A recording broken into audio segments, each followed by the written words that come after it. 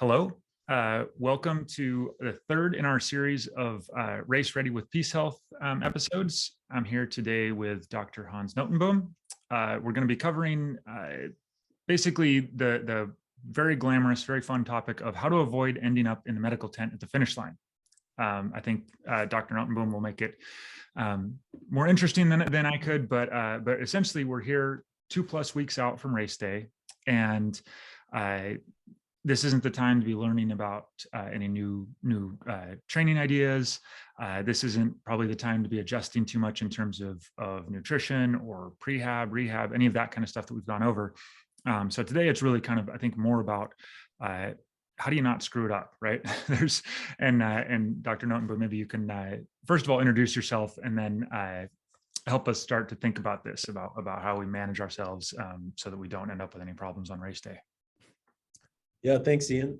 So I'm Hans Notenboom, trained as an emergency physician.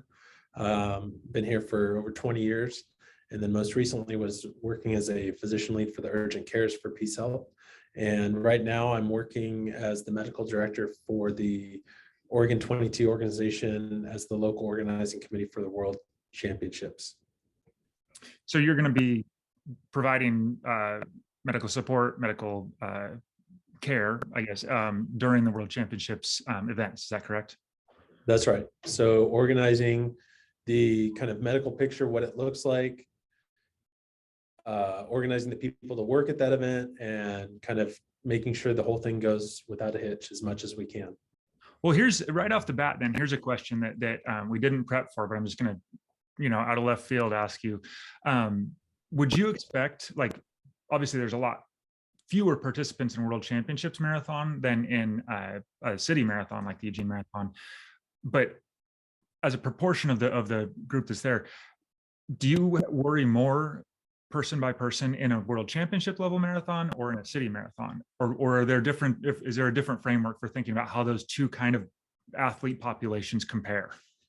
I think it's a great question. I think about this a lot, and I worry about both, to be honest, because the way I would put it is that, even though you're talking about many more people in the Eugene Marathon, it's always a little bit relative to the skill level and the kind of physical fitness of the person running it. And so, I don't think everyone in the Eugene Marathon is trying to run a 2:05 marathon.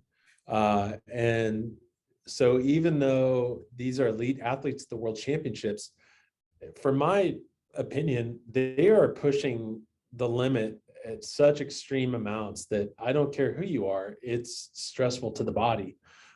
These are people that are professional, do this multiple times in a year, and this is what their profession is, but I still worry about how much they toe the line. And I think that risk is similar to somebody in a way that's maybe not a world-class athlete, but they're trying to run a 4-hour marathon. Even though they're not hitting the same target time, they might be hitting the same stress levels to what their body's able to do. So I actually worry about both of them somewhat in the same way, just they're just a different group.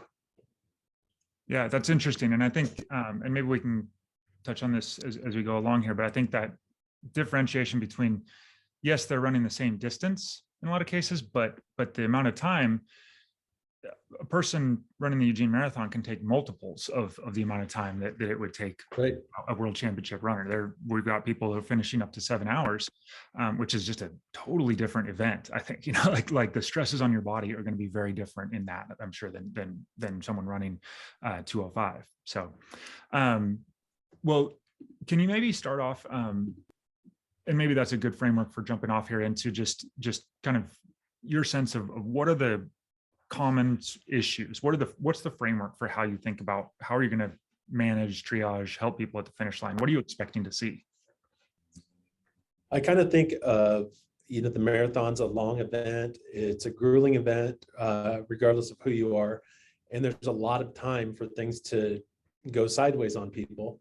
And I think it goes from start to finish line, and it's preparing yourself appropriately, and then being able to survey yourself during the race, and then also recovering after the race. So for me, the preparation, I kind of divided into maybe three big buckets. And I think they bleed together sometimes. And, it's not always that they're discrete entities, but I kind of think of, there's the, what I might call the structural or like orthopedic level. So it's the, I've got sprains, strains, bony issues, kind of the wear and tear of running that can happen. And of course, that can start before the event even happens, right? People are training, they're running a lot of miles before the event. So some of that wear and tear starts before the event even starts.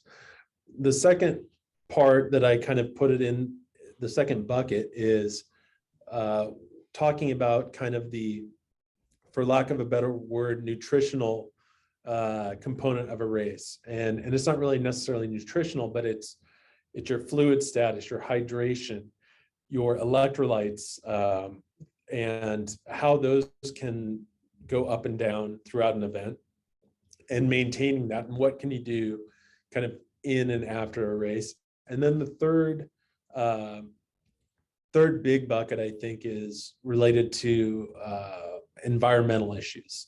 So is it cold? Is it hot? And how do you work to regulate body temperature during a race? And that's another one. I think right now is a great example of this. I think during the World Championships, we all have memories of last year's trials, and so people are already gearing up for the heat. What if it's 109 degrees again? But the Eugene Marathon's on May 1st, and of course, again, we're thinking about, well, heat's probably the thing that we're thinking about, but it's snowing today and it's in the middle of April, not like a couple weeks away. So we probably at this time of the year in Oregon weather have to consider both cold and heat. But heat is definitely the one I think is probably the more common thing that you worry about. But we just keep your eyes on cold just in case for the morning, and then after the race as well, to make sure that you're not getting cold after the race. So those are kind of the big three buckets.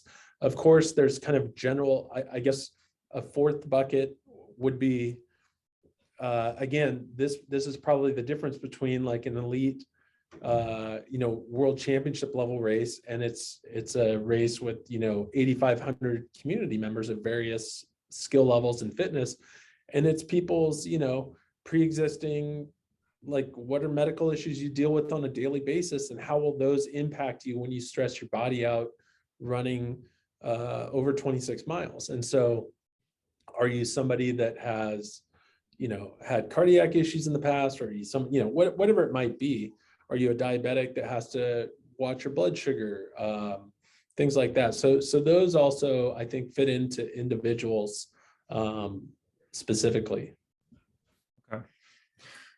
Well, so I guess I have a bunch of questions for you here, but I'm curious too about, so if I'm a participant and I'm coming in to this race, with imperfect training, balance in work and family and all these different things, right? And so in contrast, maybe to world championships type athletes, the vast majority of people who are running the Eugene Marathon have all kinds of reasons why they don't have to be doing this, right? And so they're doing it, and that's what makes it really special. And they're doing it in an imperfect way, right? So very few people are showing up like, hey, everything went perfect, I'm ready to go. So when you're out there, when you're thinking through this, it's really hard to think for people to approach a race saying, well, I'll only finish if it really goes well. Nobody does that. Everybody says, I am determined, I will finish this. I mean, that's kind of the nature of the challenge. But I'm going to guess, and you can tell me if I'm wrong, that there are plenty of reasons why a person might be smart not to finish a race, right? They get partway through and experience any of those kind of buckets of things, whether it's orthopedic injury, some sort of nutritional, unexpected challenges, environmental factors could make it something that they might be risking long-term harm to themselves. How does can you help us think, like, what are the tools or framework that a person can use mid-race to try to make that assessment. Like we all want to grit our teeth and get through it and say, hey, I was determined and I did it. But when should you not? I mean, I think the key is that you have the mental component of the race and the physical component of the race. And I feel like often those two things can be at odds and in conflict, because like you said, your mind is telling you, I've got my own personal goal. It doesn't have to be like we said at the start, it doesn't need to be that you need to run a world record marathon pace, but you've got a 4 hour, or you've got a 5 hour, or 3 hour, whatever the thing is, you've set a bar in your mind, and that's the challenge of it. And so when that part of your brain is telling you, I've just got to push through this, but your body is telling you otherwise, that's the conflict. And how do you resolve that conflict in the moment is really what the question is. How do you pick the smarter of the two voices in the back of your brain? And I think that as that happens, first of all, it's to start out with, and this is no offense to anyone running the marathon, because I have to say, it's one thing I have so much respect for. I'm always inspired by people that finish any marathon by itself. So I never want to try to tell people not to chase that goal. At the same time, I think there's 8,500 people running in the Eugene Marathon this year. Very few, if any, of those people's livelihood depends on, I have to finish this in a certain position or at a certain time. It's usually a self-imposed goal or challenge. And so, my thing that I think that I use as a mantra is, live to run another day, and don't do damage to yourself that's not reversible, or that will keep you from running again. Take care of yourself and be healthy. And if your race doesn't go well and you get to a point where you say, I need to back out, I think that's worth listening to, with the intention that I'm doing that so I can run it next year, or I can run a different marathon, or a different race altogether. Maybe marathons aren't for me, and I've decided that, and I want to run a 10K or something.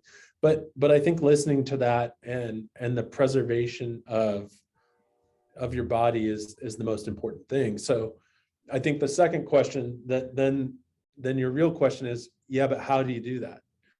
Or what is it that gets you to the point that you go, well, I better pull the ripcord here and just call it a day. Right, because you're almost certainly going to come to a point where you feel like, boy, Right.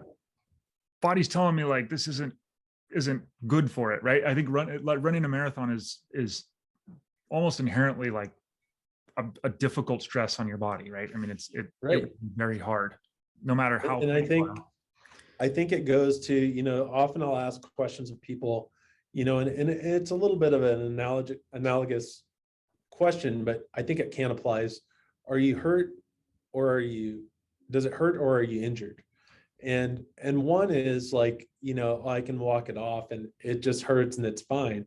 The other one's, no, there's a problem. Like this is a structural problem or more. And I think that's the same thing when you're making a self-assessment in a marathon. Is every marathon, I feel like, is connected to a level of pain. Like there's nobody that runs through a marathon like it's no big deal. 5K maybe, like, yeah, people do that all the time and they don't think anything of it.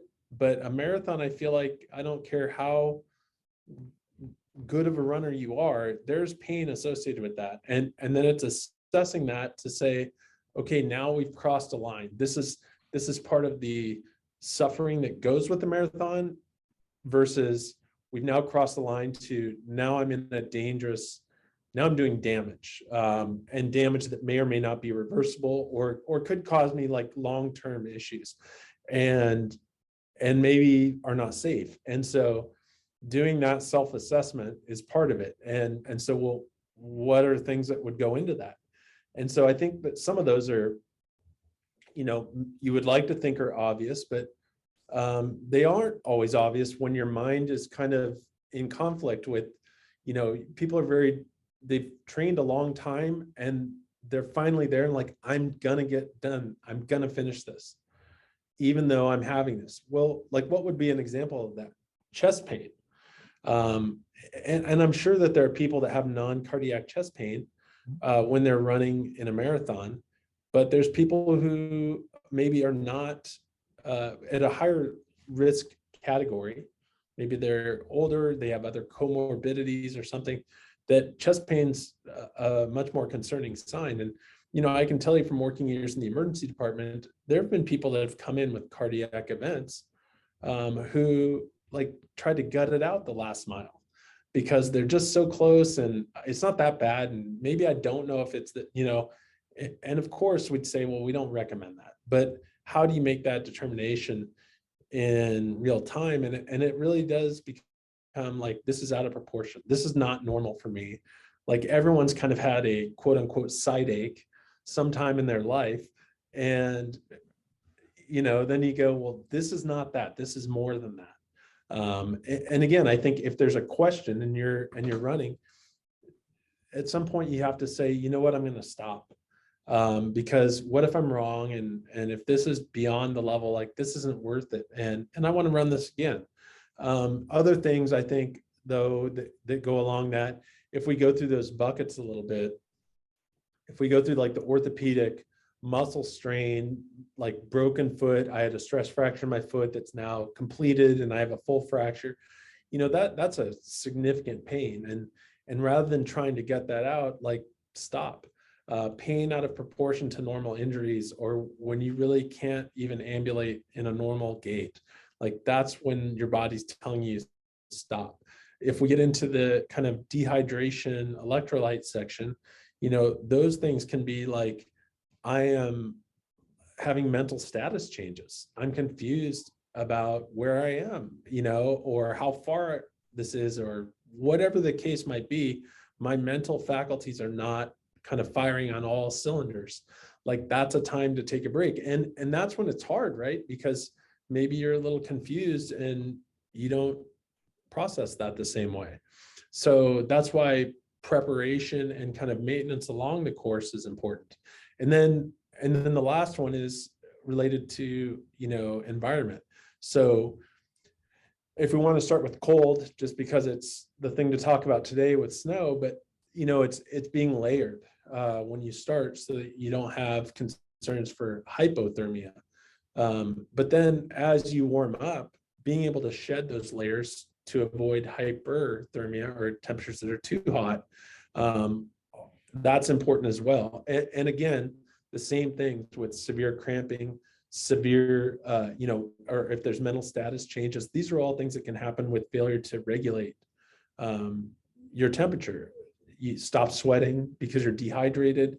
These things can kind of cascade and snowball on you. So even if you don't completely get out of the race, sometimes it's worth taking a check and stopping and saying, look, am I hydrated? Do I need something to drink? Have I been drinking?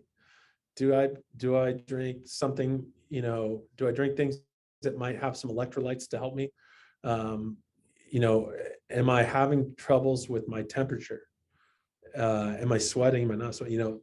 At that point, you're probably down the road quite a bit if you're worried if you're sweating or not. But again, it comes into that self-assessment and knowing that, I think you and I have talked, one of the ones that I thought was so awesome that I don't know if people paid attention to, but I did, was I believe it was the New York Marathon last year, the year before, and you had Shalane Flanagan stop and goes to the bathroom and takes like a little pit stop. And this is a world-class athlete who's in like the top 5 at the time when she does this. And the TV cameras all stop and look at her and what's she doing? And I thought it was pretty cool because I'm like, this is a highest elite level person who's basically done a self-check and said, I don't think it's worth like trying to push through this. Like, am I really taking care of myself right now? And she didn't win. But she still finished extremely well. And I just thought that was a great example personally of someone that, like, if she can do it, you can do it. If you're running the Eugene Marathon like that, right. Like you can take a minute to check yourself. There's a dose of humility there, right? Of saying like, and for someone like Shalane, like, Olympic medalist, and to say, like, and whether it's a GI issue or dehydration or any of these things, I mean, I think there is that opportunity to, like, stop, let me take care of this. Like, let me make sure that this is them managing this in a way that makes sense. One thing I would throw out there that I think fits kind of what you're talking about here is our efforts as organizers and in partnership with PeaceHealth, is to have on-course medical support, right? So we have one primary medical tent on course, but we also have EMTs throughout the course, and we have water stations every 2 miles, a little bit more than every 2 miles, and all of those people are connected with radios. And if a person has an event, has any sort of medical distress, we really want them to check in, and that doesn't mean that they're going to automatically get pulled from the race. There doesn't, Right. There's very few circumstances in which organizers or medical team, I think, would actively pull someone. Usually that's going to be a participant's judgment call. But what we don't want is people continuing on just because it's convenient to do that. It is hard to get back. We have some medical shuttles getting people back to Hayward if they have to stop, but it's not a perfect system. It is inconvenient. It is going to be uncomfortable and all that. But as organizers, I mean, we really, really are working to set up a better and better system every year to be able to support people in that. Not because we're trying to give people all these outs to stop at mile 20 when it gets really hard, but because we don't want someone who's at mile 20 who says, well, I guess the best way to get back is just to keep going. Right.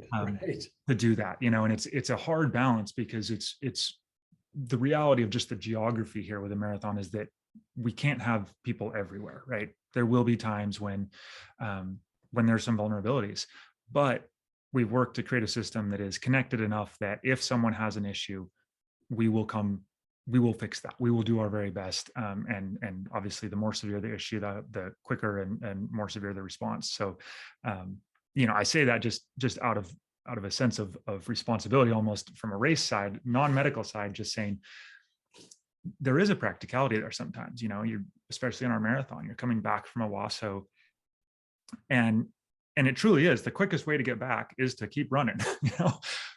But we have water stations all along there, and those people are ready to help, and they're ready to take care of you, whether it's just catch your breath for a few minutes, see if you're gonna be okay, or if it's that they need to call and get you a shuttle back, we'll do that. Well, I think, I think it's also fair to say someone like you, you guys organizing the race are advocates for the sport. You're the biggest fans of the sport, and you want to see it go well, and you always want to promote and grow your sport. And part of what you need to do is make it a good experience for people. Mm-hmm. Because I think that's, people should be safe. People should feel a sense of accomplishment and be set up for success. If it's inconvenient or painful or bad, or there's bad outcomes, those stories also circulate, and that's not what you want to do to grow the sport, and that's not what people are trying to promote. And I think that's, running in general is part of a healthy lifestyle of activity, and at the same time, everything in moderation, right? And marathons are not moderation, but the process to getting there is creating a pattern of habits. And those habits have to include not just, can I run this far, but can I make self-assessments and challenge myself in a way to say, I can challenge and push myself, but not to the point of breaking myself. And the more people that can have successful, events, or just not even events, just habits that way, I think you're promoting good health, and you're creating a good outlet for people. And it promotes the sport. So I think that's in your interest too. I think that's what everyone wants, is to have everyone have a good experience and grow the sport. But we want to do that safely and to the ability of the people doing it, right? Like somebody that hasn't run for more than a year, we don't want to say, try to knock out 3-hour marathon if you've never run before. But that makes it, and I can't say this enough. You said there's that person that runs 7 hours, and there's multiples of like time. Like that person that finished in 6:57 to me is just as cool as the person that finishes in 2:19. Like, I don't know if that's true for everyone, but that's personally how I feel, because that's an accomplishment. It's a challenge, and it takes huge mental strength to do that, as much as it does physical ability and physical strength. So I personally think that as you look at this, there's a, people want to set artificial bars of what's good or what's not good. And it's easy not being the one watching, when you're watching someone say, hey, they're all good. Because I know that's not realistic. People have things that they challenge themselves. But as you and I have kind of spoken, it's not good if you make your time and then have a huge problem as a result. That's not good. That's the person I kind of look at and go, I don't know, was that, you can't do it twice now, work to that. So I really respect the people, like I said, like Shalane, like even though I'm an elite person, I've taken a self-check, assessed my situation.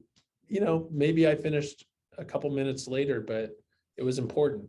But somebody like Shalane she's tougher than any of us. And like, she's not doing that because she's looking for an out or something. I think that's a person who's so I think it's a great example, right? Of somebody who, like, there's no question that person knows how to push herself, that she knows how to achieve goals and everything. And that check-in of like, and even that person has times when they gotta take care of themselves, and it's like, and I think you also just made a great point, which is, there's 2 ways to look at marathons. When you have a medical issue and you might need to pull yourself out. There's I didn't finish the marathon, I only made it to 21 miles. Or I made it to 25 and I had to pull out. The other side of that is, you ran 25 miles. That's pretty impressive. I know that that's easy to say from this side of it, but it really is kind of a, I really do think there's some value to that, to saying, look what you've done, live to do it again, even better the next time. It doesn't all have to happen in one race. Yeah. Well, Hans, I really appreciate your time. I know you're super busy with getting ready for World Championships. I can see behind you on the wall there the block plans for the different venues, and it's. I will also confess my background has gotten less professional each episode here. I think it was my home office first time, a little less the second time, and now we're in full on 2+ weeks out event mode, and I'm just sitting in our warehouse. So I think we both got stuff to do, but it's been great to chat. I really appreciate your insights, and I hope none of us see you out there, either at the Eugene Marathon or at the World Championships. I look forward to seeing you plenty of other places though. So, well, I would just say best of luck to everybody. I'm always inspired by everyone doing it, but take care of yourselves, be your own best friend, and take a minute if you need to take a minute. Don't forget about chafing and also friction injuries. That's another one to plan in advance for. Not usually the worst injuries, but sometimes the most painful injuries. Good luck to everyone. And I think you guys put on a great event, and I can say that from talking with you guys are definitely looking out for people's best interests. So good for you guys too. Appreciate you saying that. So thank you. All right.